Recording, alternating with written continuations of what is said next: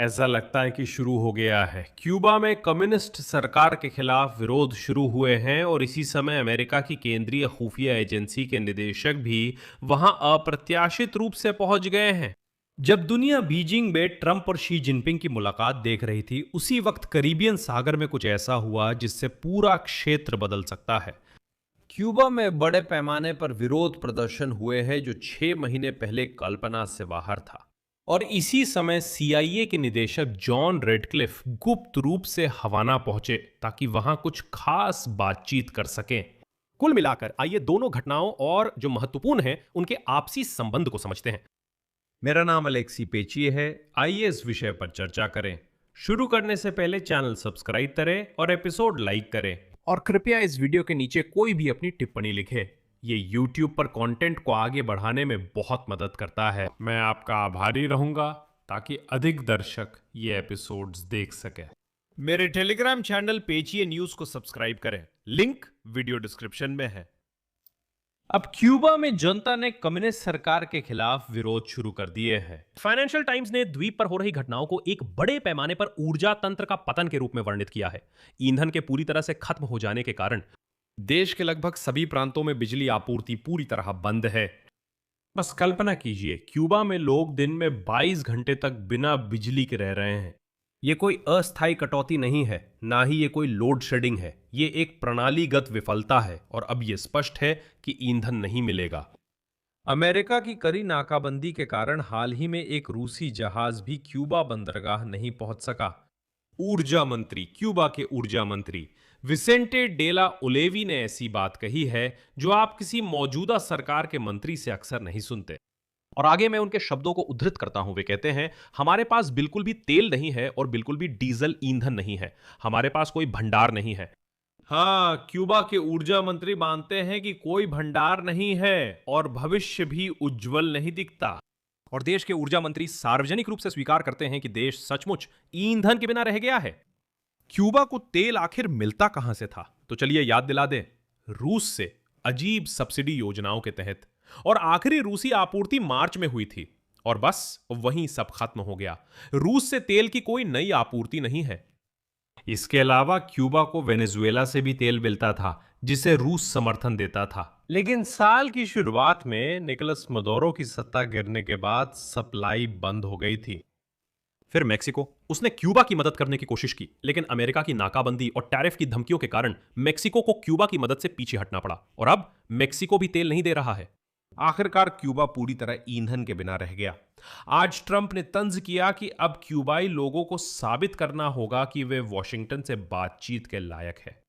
इन सब का असर तुरंत हुआ। फाइनेंशियल टाइम्स ने क्यूबा में विरोध प्रदर्शन का ऐसा वर्णन किया, लोग बर्तनों और तवों को पीट रहे थे क्योंकि लगातार ब्लैकआउट्स के कारण वे भी बढ़ गए थे।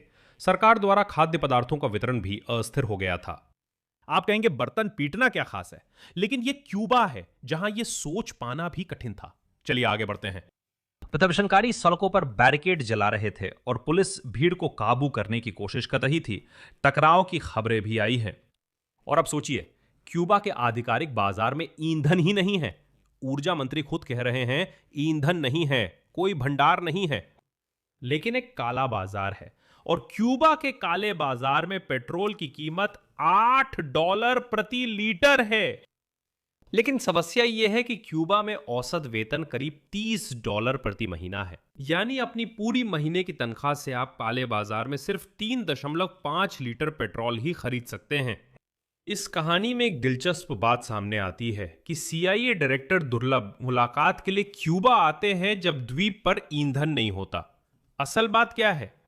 अमेरिका की सेंट्रल इंटेलिजेंस एजेंसी के डायरेक्टर जॉन रेडक्लिफ अचानक हवाना दौरे पर अमेरिकी प्रतिनिधि मंडल का नेतृत्व कर रहे थे। बताया गया है कि उन्होंने राउल कास्त्रो के पोते, जिन्हें राउलितो के नाम से जाना जाता है, से एक बेहद असामान्य मुलाकात की। इन वार्ताओं में क्यूबा के गृह मंत्रालय के प्रतिनिधि भी शामिल थे। लेकिन असली बात यह है कि अचानक इन वार्ताओं को सीआईए के लोग संभालने लगे। क्यूबा के अधिकारियों ने कहा कि दोनों पक्षों ने दोनों देशों, क्षेत्रीय और अंतर्राष्ट्रीय सुरक्षा के लिए कानून प्रवर्तन एजेंसियों के बीच सहयोग बढ़ाने पर जोर दिया। और मुख्य बिंदु जिसे हवाना ने बैठक के दौरान सामने रखा, उद्धरण, क्यूबा अमेरिका की राष्ट्रीय सुरक्षा के लिए खतरा नहीं है, यह बहुत महत्वपूर्ण है। अगर हवाना सीआईए निदेशक के साथ बातचीत में यही बात कहती है तो इसका मतलब है कि यही बयान है। और ये चर्चा का विषय था। मैं याद दिला दूं कि अमेरिकियों ने कहा है कि क्यूबा वास्तव में अमेरिका के लिए खतरा है। और तथ्य कि इस पर चर्चा शुरू हो गई है, यह भी संकेत है। क्योंकि ट्रंप ने कुछ दिन पहले खुद इशारा किया था कि अमेरिका और क्यूबा आपस में बातचीत करने वाले हैं। और वे उदाहरण के लिए द्वीप पर रूस या चीन के प्रभाव पर चर्चा करने वाले हैं। इसलिए कहा जा सकता है कि यह उम्मीद से भी तेजी से आगे बढ़ रहा है। कुछ लोगों ने सोचा क्यूबा कहीं से ईंधन ले लेगा, ब्लैकमेल सफल नहीं होगा। अब सवाल है, आज क्यूबा में जो हो रहा है वो सीआईए का ऑपरेशन है या कूटनीति? ईमानदारी से कहें तो दोनों ही है। अमेरिका कभी भी सीआईए के डायरेक्टर को नहीं भेजता, बल्कि वहां के विदेश मंत्री या किसी राजनयिक को मानवीय वार्ता के लिए भेजता है। अगर समझौता करना हो तो किया जा सकता है। राजनीतिक रूप से वहां सीआईए डायरेक्टर नहीं होगा। सीआईए खुफिया जानकारी इकट्ठा करने, गुप्त ऑपरेशनों और उन जगहों पर बातचीत करने का काम करता है जहां आमतौर पर कूटनीति अभी आधिकारिक रूप से शुरू नहीं हुई होती है। मतलब पर्दे के पीछे बातचीत होती है ताकि बाद में राजनयिक लोग इसे आधिकारिक रूप से आगे बढ़ा सके।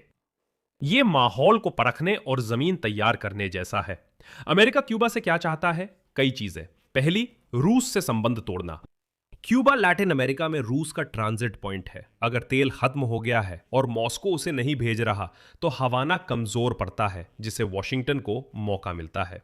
दूसरी बात है क्यूबा में रूसी सैन्य ठिकानों की मौजूदगी को खत्म करना, जिसमें लूर्दोस में रेडियो इलेक्ट्रॉनिक खुफिया स्टेशन भी शामिल है।